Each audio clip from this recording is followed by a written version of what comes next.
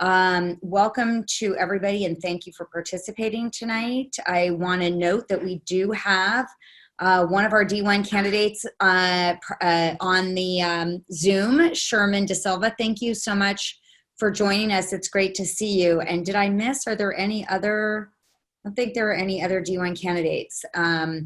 But we are thrilled to have you, Sherman, and I'll keep an eye if anyone else joins. And with that, David and Max, take it away. Thanks, Marie. So tonight we're kind of going to go through the ranked choice voting, which to me has always been a little bit of a mystery, but with a little bit of research, it seems to be clarifiable, for lack of a better term. And fortunately, we have David, who actually knows what he's talking about. I'm leaving the Zoom chat open, so if you have questions, zip them over, and I will make sure I prompt those to David, and we'll try to answer everybody's worries with regards to this. This is how San Francisco people get elected here, so the better understanding we have of it, the better chance we have of electing someone we like. With that, David, I'll let you jump in and take this away, and I'll jump in and ask you questions when I get confused. Great, thank you. And do catch me on material I've forgotten to go over. So in a nutshell, ranked choice voting, abbreviated RCV, is illustrated in this picture here. And in fact, we're going to try to do a ranked choice voting with you folks in the audience tonight. We're using software that automates the process, makes it really easy, and we'll promise that we will get election results out faster than the San Francisco Department of Elections. We promise. So we'll find out. But in essence, the ranked choice voting is a method of casting a vote where you rank your candidates instead of just picking one. Picking just one voter is what they refer to as a plurality voter. And that's the way San Francisco still does some elections, such as for the mayor. Anyway, in the left is example of a small ballot of 5. We're gonna actually do a vote here later, and it's going to be on your favorite ice cream for Joe's Ice Cream Parlor in Geary between 18th and 19th. It's kind of invented. It's not actually necessarily their flavors, but we'll try to go through that example later. So let me move on to the next screen. So why ranked choice voting? It's been going on in San Francisco now for actually quite a few years. And the claim is that it actually provides a better outcome than the other sort of typical voting polarity. There's some elections where somebody could win that only got, say, 35% of first choice voters. And so the thinking is that the ranked choice voting is a more satisfactory solution in most cases. Some of the examples, the common example of winning from polarity, that is the majority, but less than 50%, is of course Donald Trump winning the 2016 Republican primary without a majority. The other claimed advantage of ranked choice voting is that people don't have to worry about wasting their vote. So you can vote with a good conscience, the person you really want to be in office. And then on the other choices, 2, 3, and so forth, you can pick the other candidates. As long as you cover the spectrum of candidates, you will have a voice in the election. Anyway, it changes some of the strategizing in terms of how the candidates play, and hopefully makes the big money less the part of an election. Moving on to the next. Here are some... Was it also done, I believe, originally to... eliminate runoff elections too, right? To save money and kind of be more effective with regards to the amount of time, because I believe that was a big part of the reason that they had. Yeah, good memory, Max. Good point. You'll notice with the ranked choice voting, we don't have to have a second election if nobody gets a majority. And the experience locally in the second election would be as many as 40% of the people would not show up for the second election. And of course, there'd be another big injection of money that's coming in and a lot of other factors that come in. So the claim is it's potentially a cheaper solution, plus with results almost immediately, not having to schedule again. And certainly with this COVID period, we want to minimize the number of times we're visiting the voting booth.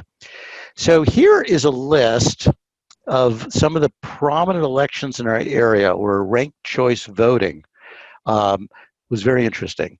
And I just took a look at my clock here. And Max, don't let me run on too long here. Big election that really brought it to the scene locally was when Oakland Mayor Kwan beat Parada, who had actually outspent her 5-1. And we'll talk about that. And then the San Francisco race back in 2010, there was an enormous number of candidates, like a dozen. And none of the leading candidates had more than, I think, about 12 or 13% of the first choice vote. So that was a very interesting election. 2018, Mayor Breed won over two progressive candidates, Mark Leno and Jane Kim, and that was a little bit of a surprise.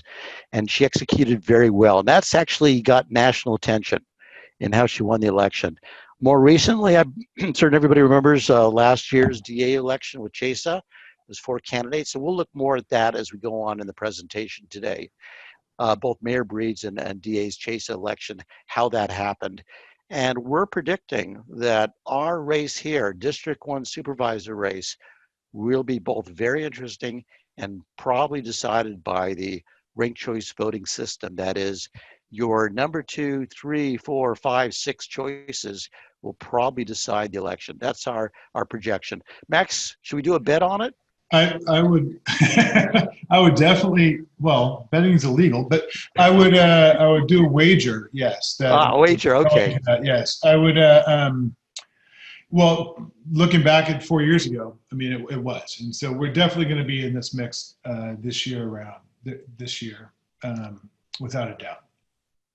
All right. David, was the 2010 D10, was that Malia Cohn? Yes. And Yes. she didn't get any, she was, I think. Started out in third First place, if I remember correctly. What's that?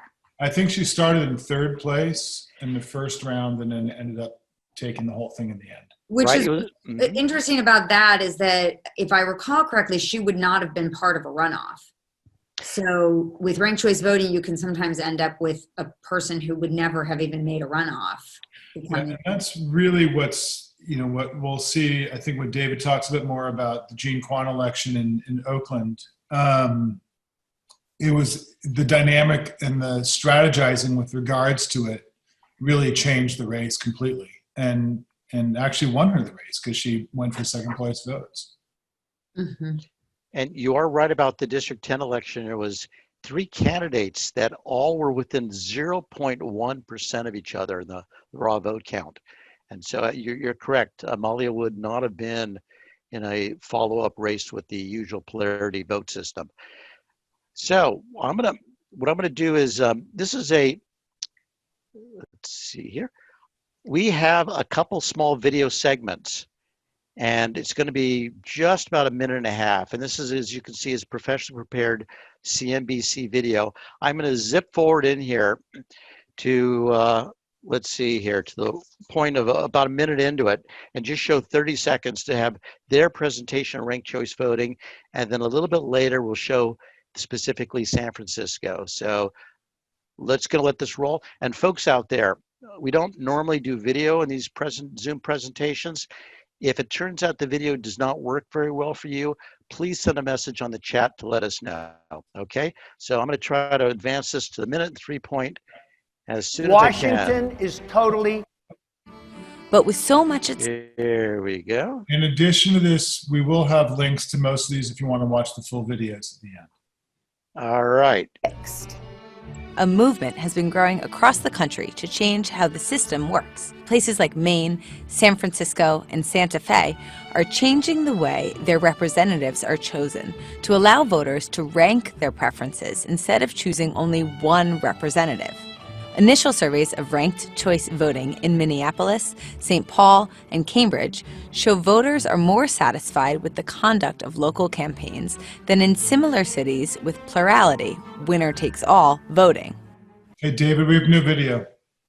We have audio. You got audio, okay. You sound So in essence, that was KQED, and we'll have these links. And I'll actually, at the very end, I'll show a screen with the links, but we'll put the links on the website as well. And it was KQED with a really beautiful, cute presentation talking about the ranked choice voting. And essentially, it's what Max and I have been talking about, where you you pick one choice as your first choice, a second choice for your second, third choice like that. You don't have to pick them all, but we recommend it. And we'll explain a little bit later when we show you some of the statistics from the elections in San Francisco of why it's important to vote everyone, all the choices. So circling back, we had a list of several elections where ranked choice voting was really pretty dramatic outcome.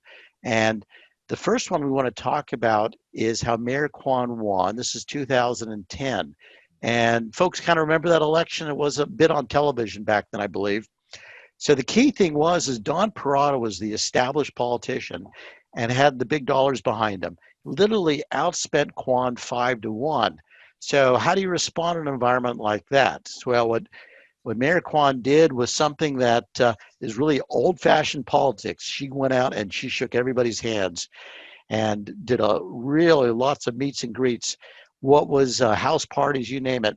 And so what was really interesting here was she also was able to understand and optimize her campaign according to ranked choice voting. And what she was able to do is, actually, here's a description that supposedly, not only did she go to all these different events, she would tell people, if I'm not your first choice, please make me your second or third choice. And she reached out to her opponent, who she's actually friendly with, Rebecca Kaplan, and she'd say, you know, folks, in case I don't win, I think Rebecca should be your second choice. Really simple stuff, but incredibly effective. And what happened was Kwan received 3 times more of the runoff votes from the Kaplan supporters than anyone else. So Kaplan finished third, but Kwan won the votes and defeated Parada in that election. If I remember correctly, she also kind of ran an anyone but Don position. So what she also encouraged is if you weren't already a diehard Don Parada fan, that you'd vote for everybody else on the ticket but him. And by eliminating him from the down ballot ticket, it eliminated his chance for a second and third or fourth place finishes. So as soon as these votes were counted, as the other candidates were eliminated, she skyrocketed up and he stayed stable. It was impressive, and it received national news. There's a group called Fair Vote that promotes ranked choice voting across the nation. And there's a local chapter, Fair Vote California here. I'm showing a screenshot.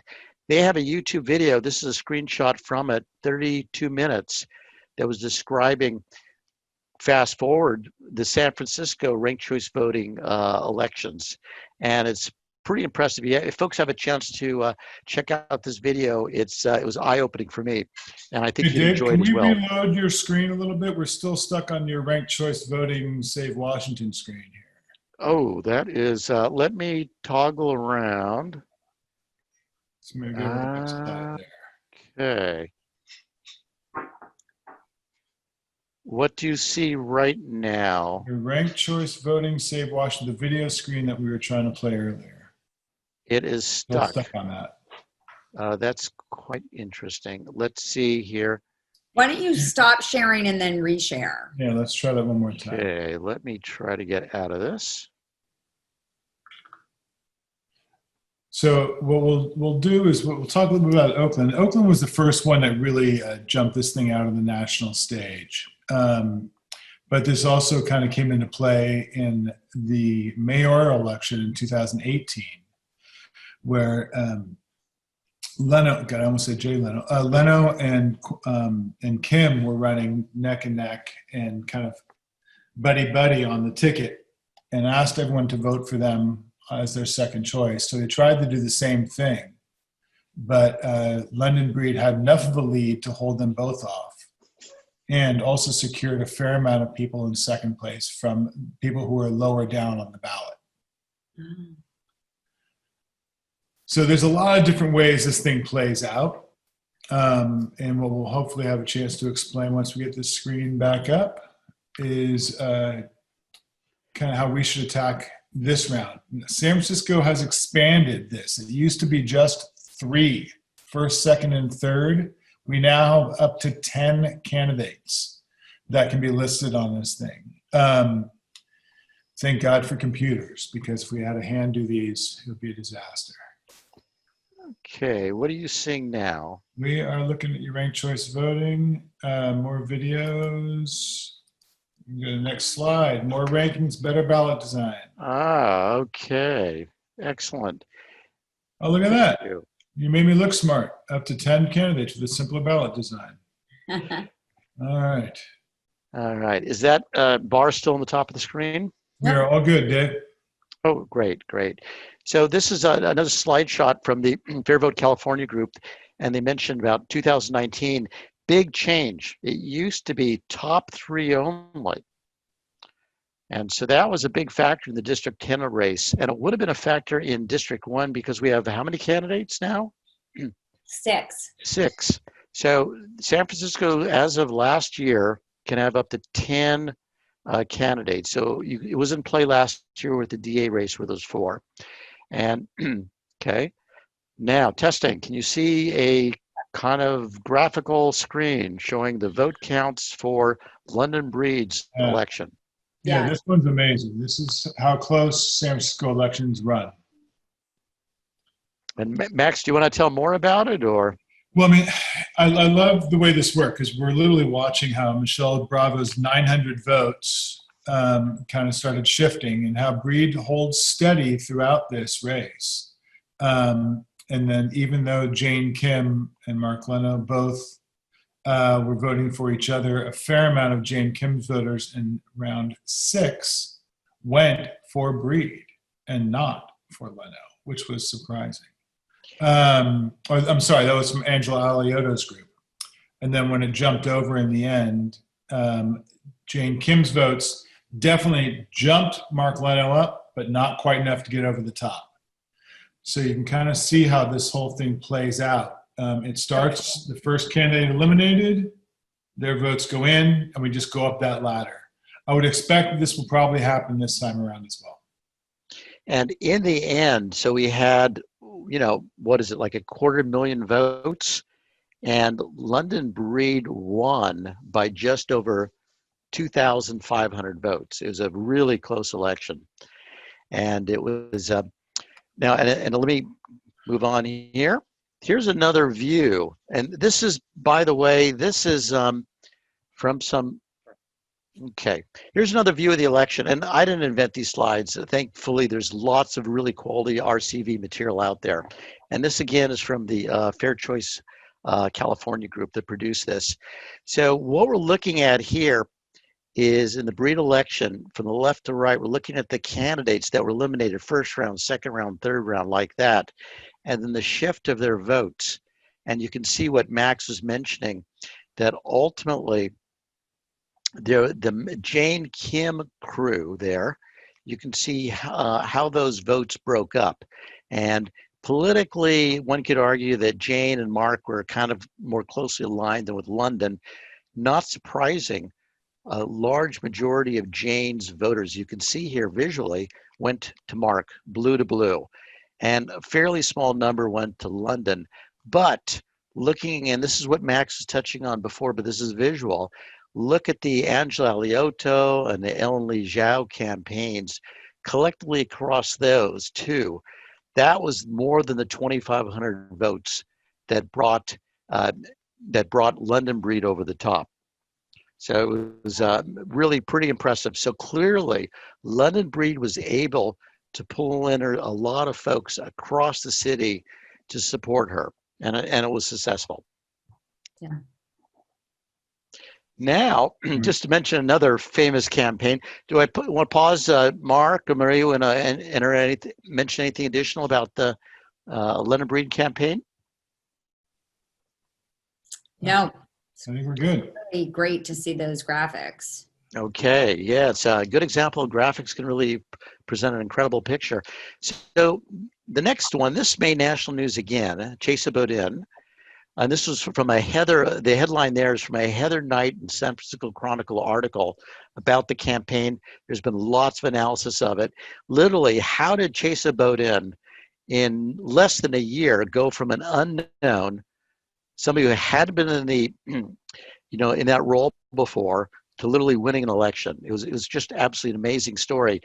And the pundits, including Heather Knight, basically say San Francisco people really like, a really, heartfelt story of somebody coming from behind, the real story. And we saw the London Breed story of what she had to surmount, and the traumas that Chesa Boudin had in his life as well. So it's just a pretty astounding story. The Chronicle article, we should put a link up for it. It has some incredible analysis. What was interesting here in trying to understand how that election won is we had 4 candidates there. And we had 2 other, I'm actually reading from the Chronicle article. We had 2 other candidates, Leif Deutsch and Nancy Tung, who seemed to be much more aligned with Loftus. So there was basically 3 that were kind of in one camp versus Chase in some ways. And what Chesa was really good at was going around and basically getting everybody familiar with him. He's quite a interesting character. Yeah. And it's kind of, I don't know if it's, I would like to kind of joke, but I'm actually half serious that perhaps the name of Boudin and sourdough city of San Francisco, who knows what an advantage that may have given him. Here is the actual, this is from the San Francisco Department of Elections website, where there's lots of interesting data you can see. And this is their summary of the RCV results from that campaign. And if you look here, you can see that Chesa Boudin came out with a slightly ahead. And this is actually from the voting.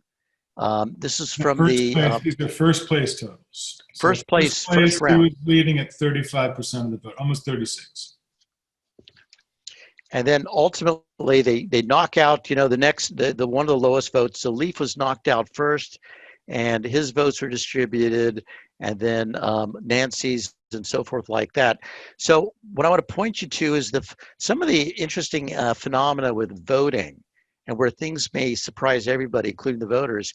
If you look underneath the total column, you can see there's an undervotes and an overvotes. So what's going on here is this is really a test of the robustness of the voting system, including voter knowledge of how to fill in the ballots correctly. The undervotes here, which was over 13,000, these are apparently people that voted for the other issues, the propositions, the mayor's race perhaps, but simply didn't vote at all on the DA race. That's a pretty big number. And the overvotes, those were people that made a mistake in the ballot. They somehow managed to vote to pick 2 people as number 1 or 2 people as number 2. And so their vote was basically wasted. Here is a screen that basically shows how it ended up after going through the rounds of elimination. Well, actually, this is where we started off at in the first round. And you can see visually, Chesa was just over 130 at 35.7% of the votes across the 4 candidates. And actually, dude, if I'm going to jump in here, what's really interesting is both Leif and Nancy lean on the conservative side of the San Francisco scale. And the fact that Chesa was able to pull out this win from their second and third place votes is fascinating, because realistically, politically, they were aligned on the opposite ends of the spectrum. Susie was actually more middle. Right. Nancy and Leif were definitely more right, and Chesa was way left. And so the fact that out of this scale, you would think that Leif and Nancy would fall into the Susie camp, but that didn't happen. Right. So it was an incredible example of Chesa pulling in lots of those second and third and fourth round votes. The next screen's here, and won't stay too long on it. This is, again, information that's copied directly from the San Francisco Department of Elections website. And it shows round by round how the elimination was done. And you can see in this first round here, the person with the lowest votes was Leif, and his ones are going to be distributed. And there's the blanks, which is basically nobody filled in, and the overvotes, again, which is 525 people who made a mistake in the ballot. Now, this is part of the reason San Francisco has redid their ballots. to make it simpler for ranked choice because there's simply a lot of errors.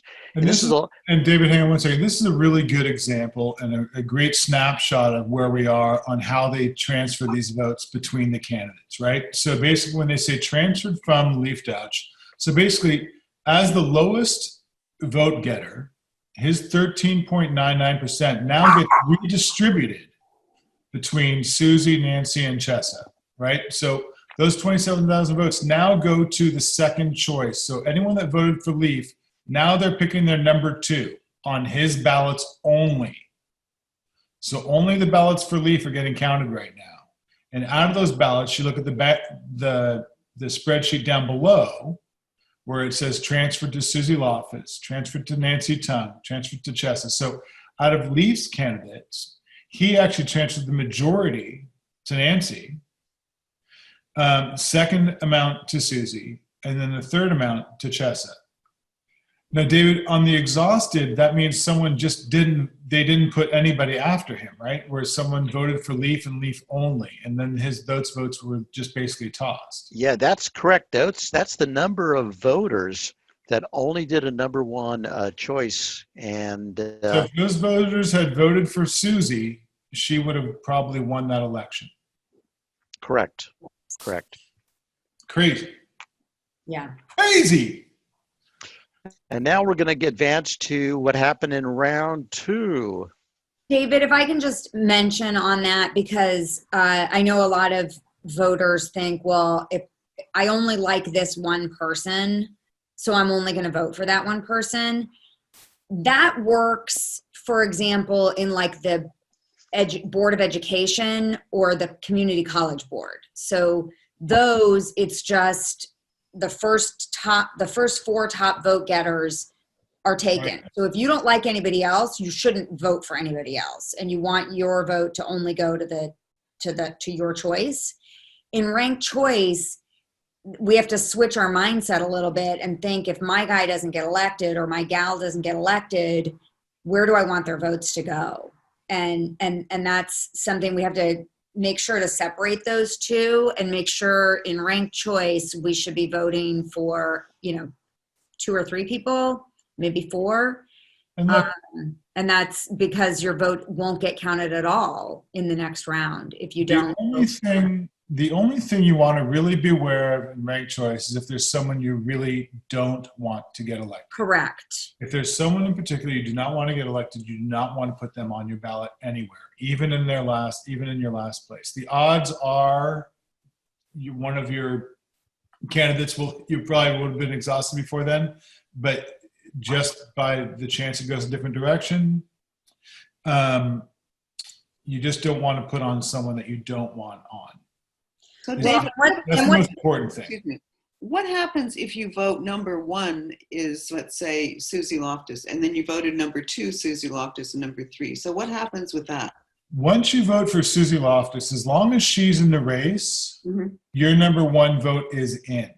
So Right. you can't vote for the same person twice. Your vote will never get counted again. The only time your second place vote gets counted is when your candidate is the lowest on the totem pole.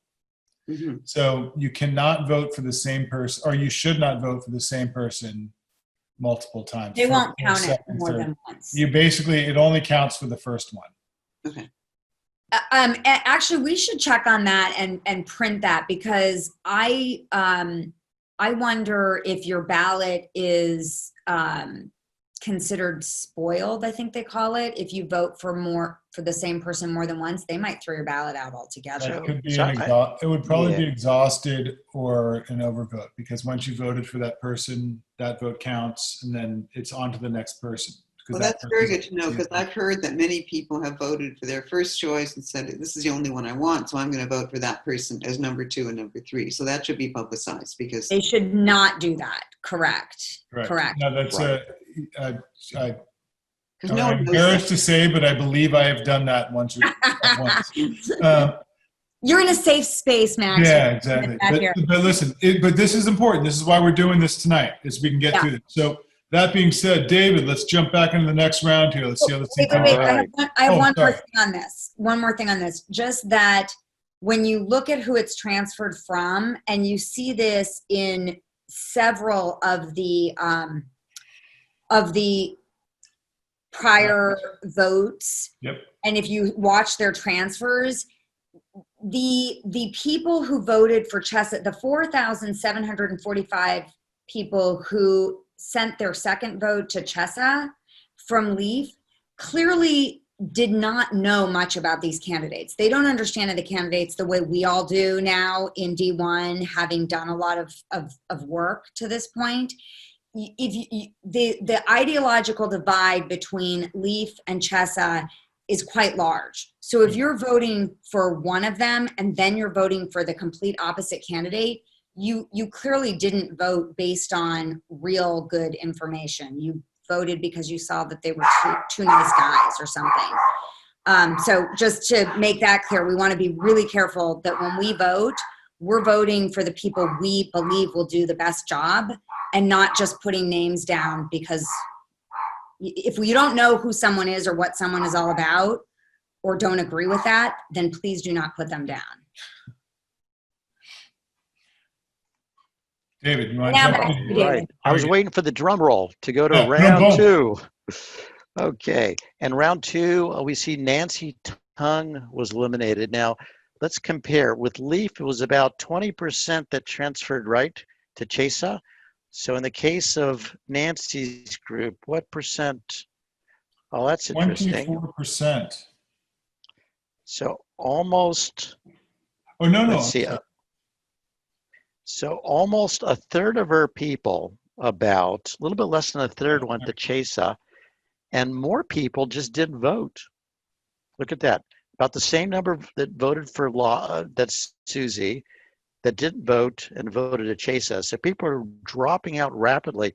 And again, the difference in winning that race was only 3,000 votes. Yeah. And here, And 16,000 of her people didn't bother to put a third Put choice down. second place in. I mean, that's more than enough to turn that election dramatically.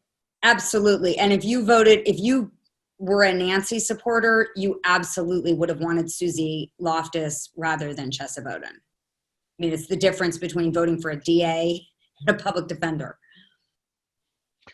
So now the drum roll. What happens in the third round? So, well, basically it was a compilation of the votes. They added it up. And there we go. So this stuff this is important. And I'm watching in the notes on the sideline here. There's definitely some side comments on that last election. That could be interesting in the near future. Yes, in the chat. That being said, it was very close, and by adding a second place vote, we would have changed the tenor of what's going on in San Francisco right now. It really is going to be dramatic. It can be a dramatic difference. That being said, David, let's get on to the next. All right. Here's another quick visual.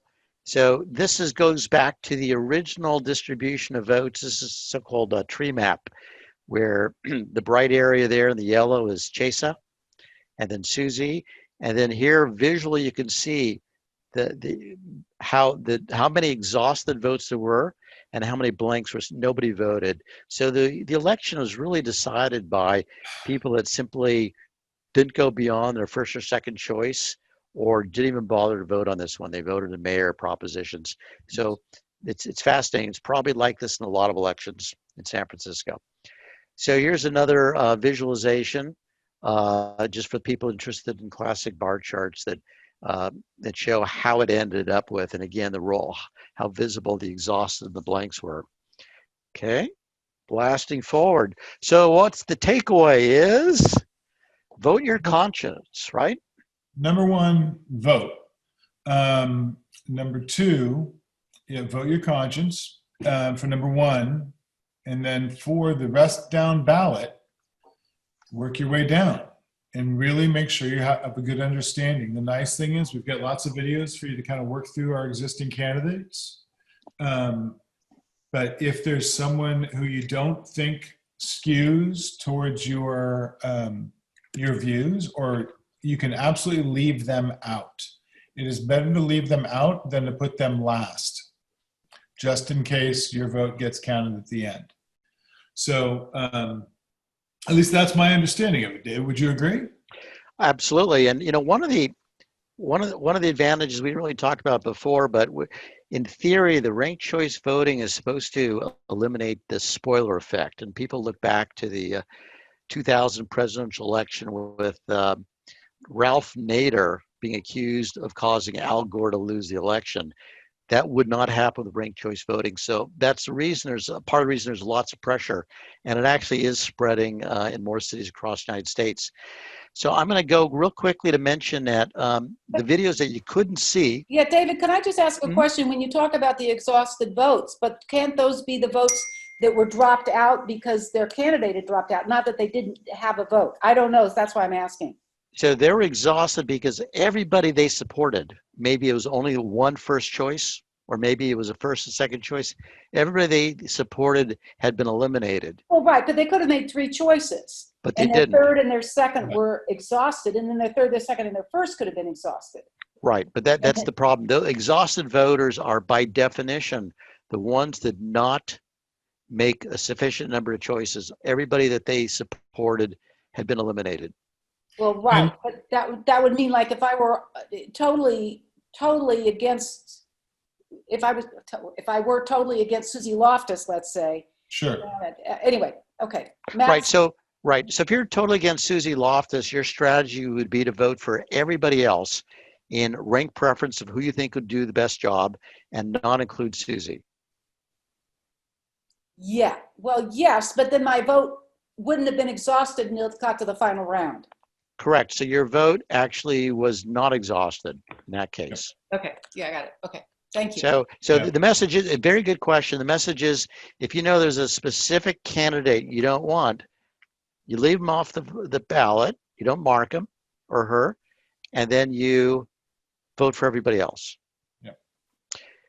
So we'll try to that put. exhausted vote might turn into an advantage, because if you were to check that box and say, look, they're my 4th place vote, and it was to get counted, Yeah, okay. then that could go in that direction. So it's better to leave someone off. If you don't like them, it's better to leave them off and go ahead and let your vote be exhausted at that point. Yes. Michelle asks a question. If you could rank 5 but only ranked 2, you're exhausted when they go to round 3. Is that correct? And I believe Assuming your candidate is not one of the ones still left. Obviously, if you voted for me and I'm still in the race, by the time I get to round 3, 4, or 5, no, your vote counts, right? So your vote's all went towards me. It rolls all the way through. But if I got blown out in round 2, and you only had me and somebody else, then yes, you'd be exhausted. Does that make sense?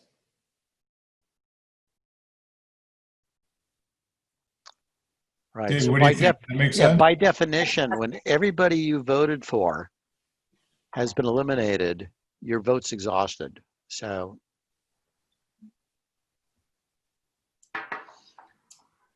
yeah, this is a little confusing. And ranked choice voting, the problem with ranked choice voting, as Priscilla posted here, is that the reason it doesn't work is because the voters don't completely understand how it works. If people understand how it works, it should work perfectly.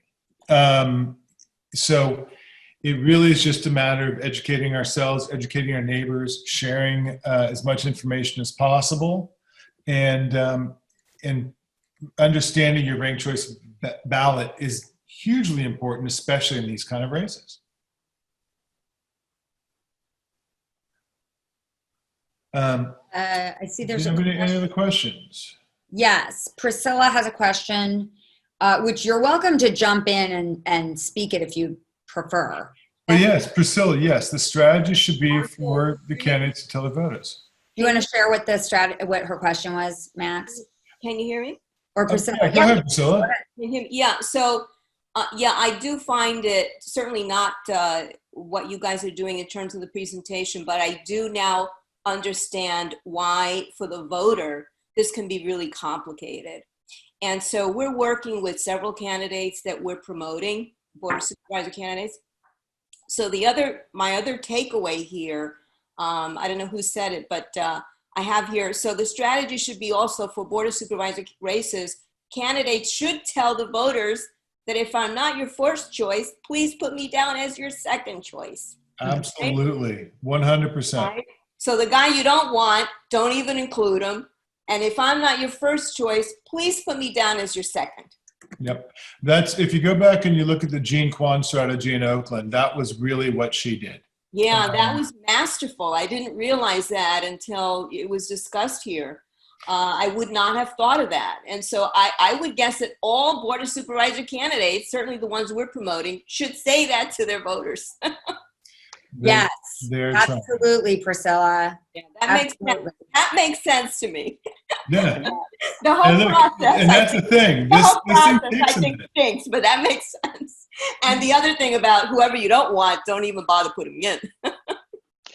Yeah. There's some academic research that suggests that in the ranked choice voting elections, the candidates are nicer to each other because you don't want to bash the other candidate and turn off all of their supporters. And we're so nice in San Francisco, aren't we? You know, it's just, it makes you want to puke sometimes. I'm We're seeing so the nice. notes. Hey, guys.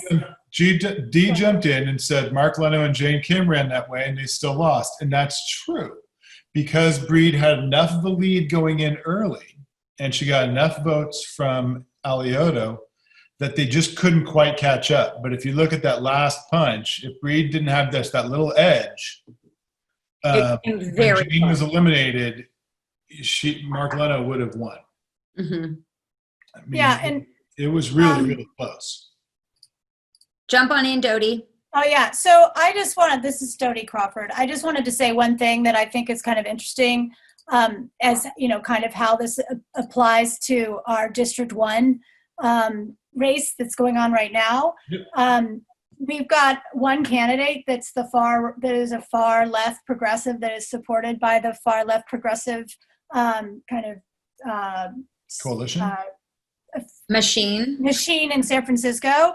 And we know because there's so much funding and because there's so much effort and focus on her, and there's only one progressive candidate running, we know that she's going to survive into the final round in this election. So Milner, is that Myrna? No, Priscilla in D1. This in is D1, yeah. Who is it?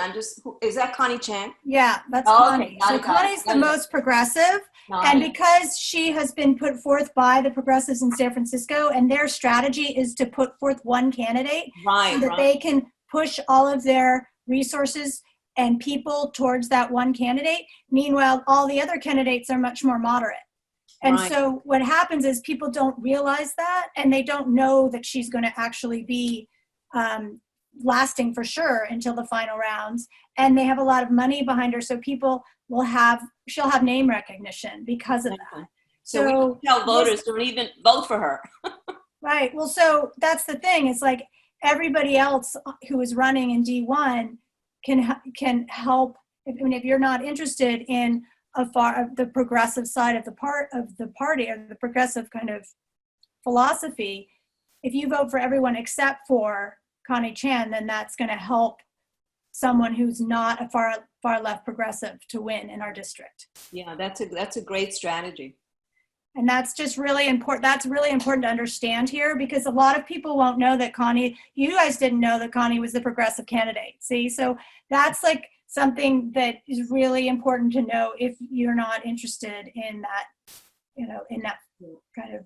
That's one of the reasons that Chesa Bodine is now our DA. That's right, because people heard he went to Yale and he's charming. And we have to recall him. Yeah, and so they didn't realize he was as progressive as he is. And so it's really, important for everybody to understand kind of how ranked choice plays into the strategy that the progressives have put forth by only having one candidate. Can I ask a question on the Chaser race? Sure. So, and I posted it. So what I don't understand is, how was that even allowed to happen? That a guy who's never prosecuted a case is even qualified to run for the district attorney's office. That's what I don't get. He should not have even been qualified. Well, it's an elected office, and so it's the public makes the ultimate decision. Right, What makes and America Well, great. well, Anyone can There be, has to have been anyone can something look on good. your thing. qualifications. But Priscilla, he's also very smart, and he has a very different philosophy. And he believes he had two parents. He grew up with two parents who were in prison. I know his They were the story, Weather but- Underground, and Yeah, in yeah, his yeah. mind, prison just ruins people, and Yeah, it's I understand the anti-society. story, So and people it's- fell for it, I guess. I don't right, know. it's a story that made sense to people and didn't, and then but in reality didn't really work. And Yeah, I'm so- just saying that for that kind of job in any city, in any major city, certainly in any city, don't you have to have that kind of experience to even qualify to Well, be? No. Usually, I mean, that's my usually- point. I think it was about how people qualify for some of these jobs.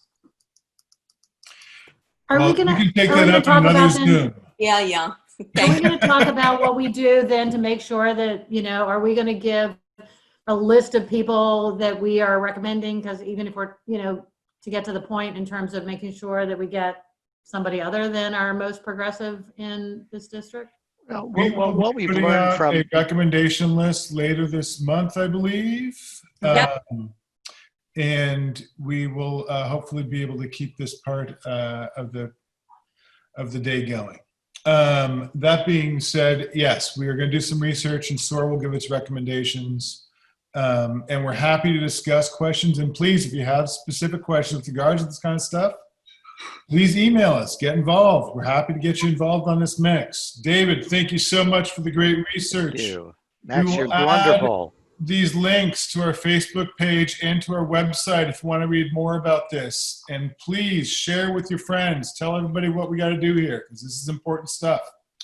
Absolutely. Thank you all. And I'm going to give this back to you, Marie. Oh, sure. So it kind of perfectly dovetails with the question. The team has been working on actually it takes into about 150 factors that go into our scoring of the candidates. And there will actually be one final opportunity for SOAR members to vote. That'll be coming out in the next couple of days. So definitely make sure you vote. That will then be factored into the whole analysis that we're doing, largely led by Ward. And then we will be promoting that. And the request at that point is that if you want to make sure that we make a difference and we get the best person elected, that you send that out to everyone you get people involved in SOAR, you get them talking about our recommendations, get them involved, and just get them educated is really, we've got a bunch of great content on the website, including, what this video that will appear, the video last week talking about the impact of certain tax measures on our local job market and economy. Get educated and then vote. Don't vote before.